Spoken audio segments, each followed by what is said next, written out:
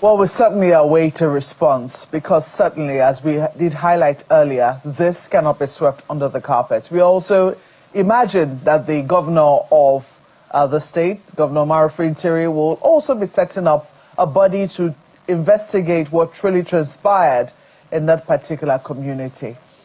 Ayo, quite a number of things have transpired in the last 24 hours. And on the one hand, we had this disturbing news. On the other hand, there was some news to share, even though, well, I cannot say that our celebration is complete just yet. Let's just say that if the celebration is supposed to be at 100%, it's currently at about 40%, because we understand that about 40% or perhaps less of the children who were kidnapped and abducted in Niger State, in the school in Niger State, St. Mary's Catholic Primary School, have now been released.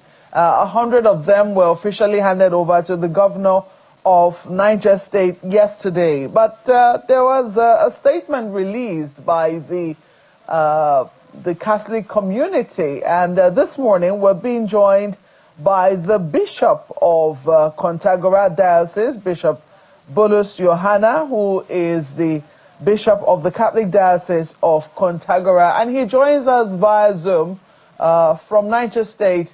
Good morning, Your Lordship. Good morning. I imagine that you must have received this news with mixed feelings, because here you are, 100 of the children returned, 150 more still in the hands of their captor. But initially the statement we heard was that you had not been officially informed. Have you now been officially informed about this development? Yes, I have been officially informed. Okay. So were you there at the official handover, or would there be another handover ceremony to yourself and members of the parents of the children? Well, I was not there because they were taken to Mina, the state capital, and I live in Kontagora. So when His Excellency, the governor, called me to find out if I'm in Mina, I said no, that I'm in Kontagora. So he now said, is there somebody that will represent me so that they will hand the students to them? I said, yes, one of our priests is on his way to Mina, and I will ask him to represent me. And that is what happened. All right. So now you have been officially informed, and you were there at the official handover of the federal government to the governor of the state. So what exactly is going to be the next step? Because I imagine that the parents of those children will be very anxious to have them back in their arms. Yes, we thank God for the release of 100 of the students out of 265 of those who have been in captivity. And we are very grateful to God for this development. So this morning, I'm expecting them to come to Kontagora and stop over briefly to welcome them, and then they will continue to Papiri, where they were abducted, where they will be reunited with their parents. Certainly, Bishop, I know that you have a lot on your mind, and I'm sure you're still wondering about the safety of the remaining 156. A lot of Nigerians have been talking about this debate. Were they rescued? Were they ransomed? Were they, released? What exactly is the terminology that we can use to describe this? Because, I mean, if there was some, some combat involved in the release of those children, we should be seeing all of them released. But oftentimes people will say, for the people whose children are currently in harm's way, they don't really care what exactly transpired. What they want is their children safely back home. But then I'm sure that you're giving this some thought. What are some of the feedback that you've heard from members of your community? Well, as far as I know, at the moment, the place where we have the school, the parents, they are rural dwellers. They don't, so I have not had any contact with them. Maybe when the priests, when they will be taken to where the school is located, when some of the parents will come for their children to find out if those released were part of their children. as far as I know, I've not had any contact with the parents yet, but the news have gone around that some of the students have been released, and that is good news for us. And I think that is what I want to say on that. But we are still hoping and praying that those who have not been released, that especially the 165 are still at large, because the ones that we have been abducted, they are 265. So now we have 100 released, so we are still expecting 165. And I believe that the government will do their best to see that those in captivity have been, have been set free, because we are now having a mixed feeling. You know, on one hand, we are happy, but on another hand, we are still very sad, because we still have a very large number and that cannot be accounted for. Well, it is very, very disheartening, very worrisome. I'm trying my best not to lose the joy of the people who have been released. You say that this morning they'll be on their way back to Papiri. Is that correct?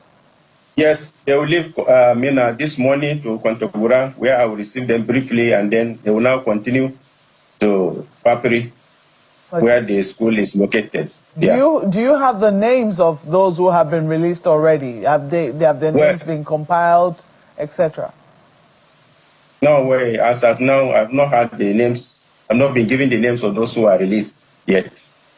Okay, so it will mean that all of the parents who have been affected will be coming to the school in the hope that their children will be amongst those who have been released. Is that correct? Yes, all of them will come, because none of them is aware whether his child is released or not. This is when they come, they could not find, and then they know that their children are yet to be freed. But we believe that it's a matter of time, all of them will be freed. So I think all of them will be there.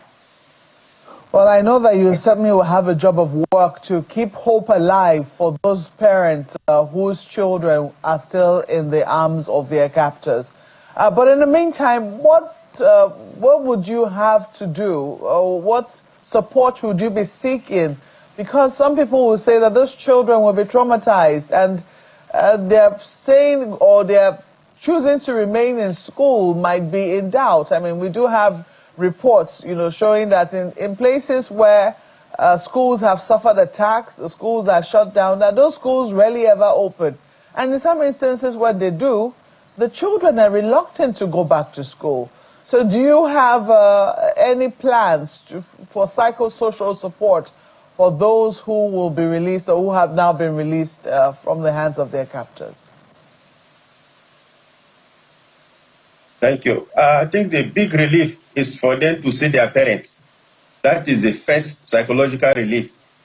And after seeing their parents, I believe that, something has happened, and I don't think they have to live on it. We were going to encourage them that they have to go back to school. And even one of the parents, when the NSA visited us, he was begging that school should not be closed, that even with this thing that has happened, the school should continue. So from one of the parents already saying, I believe that the school will continue, and we will do everything to make sure that school continues. So the trauma and all the other challenges they may be facing, I believe that their first relief, will be to see their parents to be reunited. And after some time, we'll do whatever it takes to cancel them. But as for the school running, I think that one is going to continue by the grace of God. Your Lordship, this particular abduction happened under the heat of the controversy of the persecution of Christians. As we now speak, we understand that the delegation is here from the U.S. Congress to conduct their own investigations and their findings. They've been holding meetings with the NSA, whom you have met. Do you have any contributions from your own perspective, given what you have now seen and experienced, into this particular conversation? Well, listening to some of those who escaped, the puppies, when the raid was taking place, what they heard them saying that let us take more so that we have more money. Now, if I go by that, I think this abduction has to do more with ransom rather than maybe any religious undertone, you know. So sometimes it is said that it's very hard to know when a blind man is sleeping.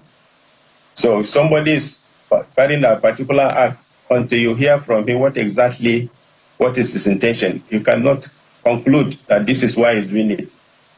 But if what the pupils were saying, those that escaped, they say, let us take more so that we have more money. So maybe the first intention there is for ransom.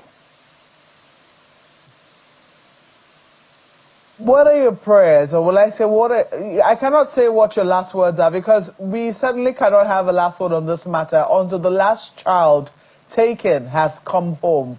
But in the meantime, do you have anything you'd like to say to the government or perhaps the parents? When I say government now, both federal and state, and of course the parents and community members who are very concerned about the welfare of these children. Yeah, first of all, we thank God that the federal government have done their best to have the 100 released, and we want to beg them to please step up more effort so that the 165 that are still at large, they will also be released so that the joy will be complete. At the moment, we are having what I may call mixed feeling. Joy, we are feeling happy that some are released, but also at the same time, we are not too happy because some parents we may not find their children yet. So we are begging and appealing to the federal government to please continue as they have started. We are very happy that something concrete is happening. And I want to believe that what they have started, they will bring it to completion. And for the parents, I will appeal for those of them who may not see their children today, because we are hoping that they will reach their destination today. So I will appealing if they have been able to wait for the last 2 weeks. And I'm sure it's a matter of time that just as they have seen other children back, their children will also be back, because the federal government were hopeful that they will do their whatever it takes to bring the rest back. So I'm appealing to them to still calm down, continue to pray. The Lord who has allowed it to happen will always bring everything to a perfect conclusion. That will be my appeal and that will be my request. Thank you. We have to thank you for speaking with us, and we hope to speak with you again, Your Lordship, when the rest of the children are eventually back in their parents' arms.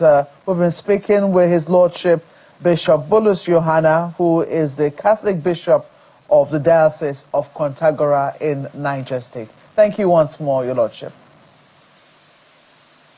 Thank you for having me. God bless you. Well, we take a break now. When we come back, we'll be looking at a matter that just happened on our border. There has been a debate raging within some circles in Nigeria as to whether or not the Nigerian government should have intervened in the matter that it did in the attempted coup in Benin Republic. We'll wade into that debate when we come back from this break. Please stay with us.